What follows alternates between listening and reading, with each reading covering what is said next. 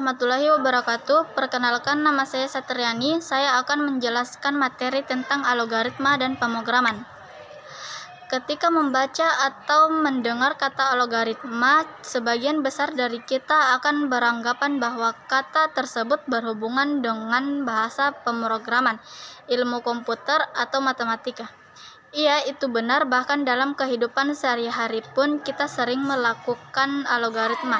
Tetapi sebenarnya apa pengertian algoritma itu? Secara umum, pengertian algoritma adalah suatu urutan dari beberapa langkah logis dan sistematis yang digunakan untuk menyelesaikan masalah tertentu. Pendapat lain mengatakan definisi algoritma adalah proses atau serangkaian aturan yang harus diikuti dalam perhitungan atau operasi pemecahan masalah lainnya, terutama oleh komputer. Dengan kata lain, semua susunan logis yang diurutkan berdasarkan sistematika tertentu dan digunakan untuk memecahkan suatu masalah dapat disebut dengan algoritma.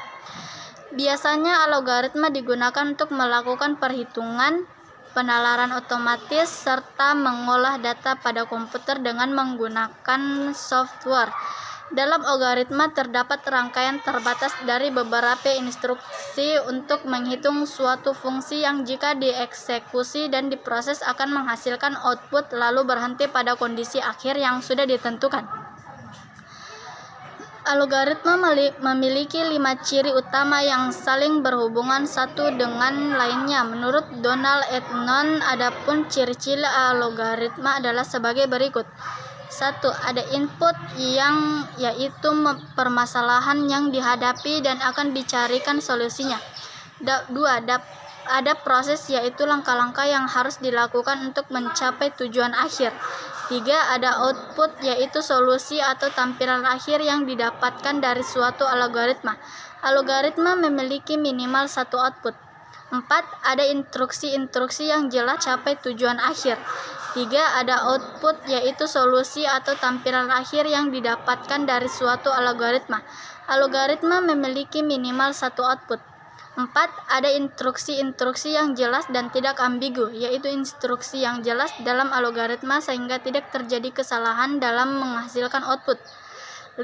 Ada tujuan akhir yang dicapai, yaitu akhir dari program di mana program akan berhenti ketika tujuan akhir telah tercapai. Cara penulisan algoritma. Ada 3 cara penulisan algoritma, yaitu 1. Struktur English dikenal juga sebagai natural language atau bahasa sehari-hari. SI merupakan alat yang cukup baik untuk menggambarkan suatu algoritma.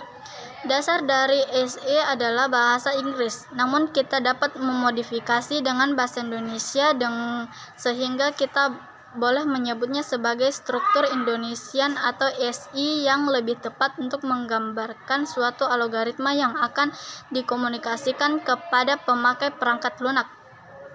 2. Pseudocode adalah kode yang mirip dengan instruksi kode program sebenarnya. Pseudocode didasarkan pada bahasa pemrograman yang sesungguhnya seperti BASIC 7, Fortran atau Pascal. Pseudocode yang berbasis bahasa Pascal merupakan pseudocode yang sering digunakan.